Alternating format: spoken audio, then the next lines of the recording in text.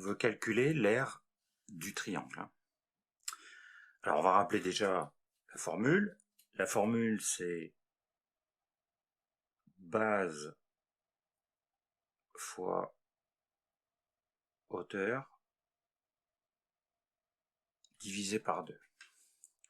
Sachant que la base, c'est le côté perpendiculaire à la hauteur.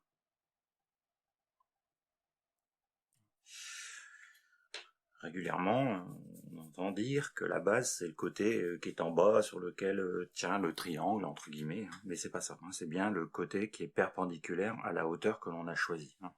La hauteur, je rappelle, c'est la droite qui passe par un sommet du triangle et qui est perpendiculaire au côté opposé.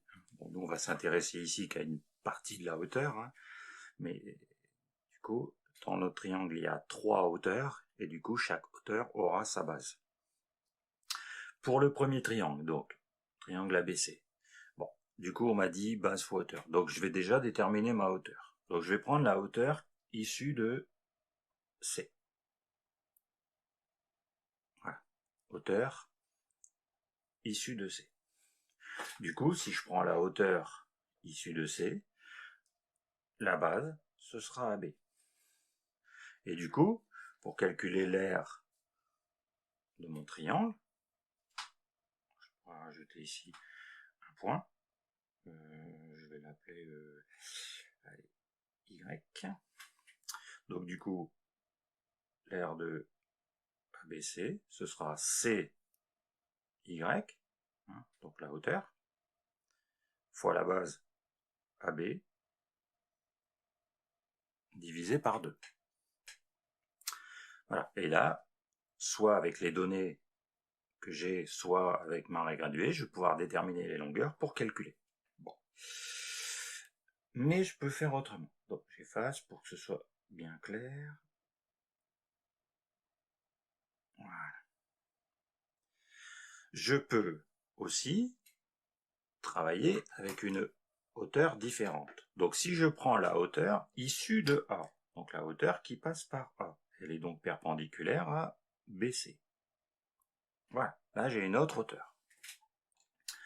Du coup, avec cette hauteur, je suis perpendiculaire à BC, et BC devient la base. Si je mets ici le point W, je vais donc faire AW fois BC divisé par 2.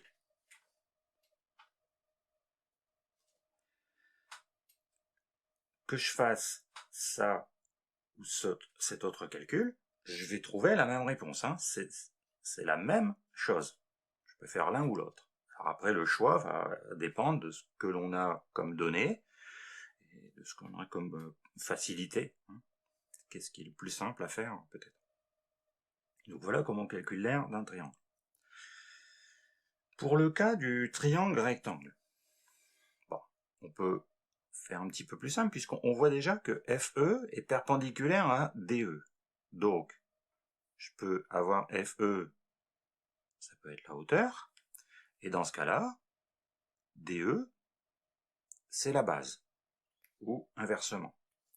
Du coup, l'aire de DEF, ce sera donc DE fois FE divisé par 2. Ce qui fait qu'en fin de compte, je multiplie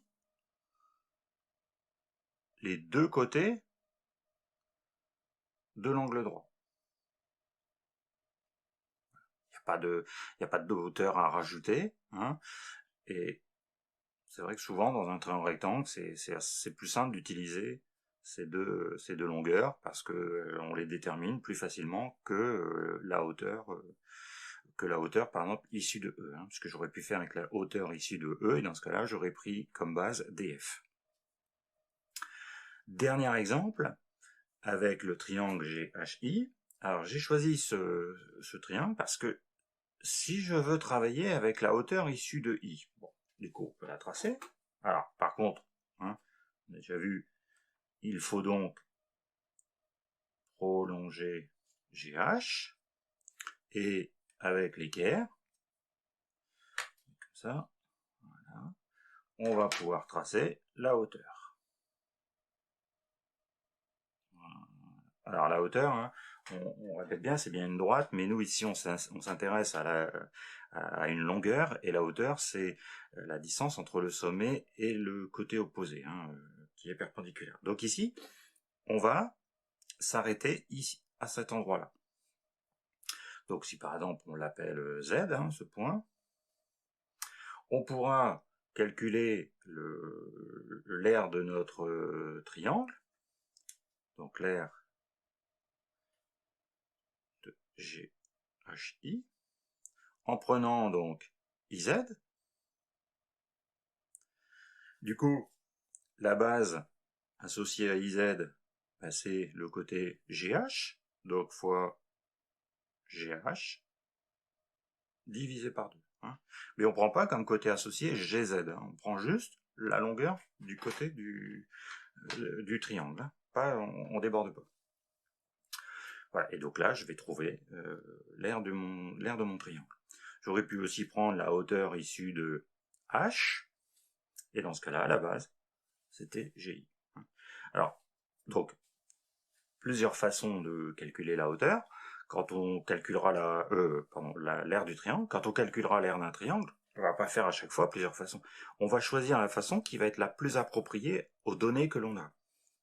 Puisque parfois, bon, si on mesure, pas tellement d'importance, mais par contre, on va être aussi parfois obligé de faire des petits calculs pour trouver soit la longueur de la hauteur, et ça sera plus simple de prendre telle hauteur et telle base. Hein. Donc, bien étudier les données que l'on a pour savoir comment on va calculer l'aire du triangle.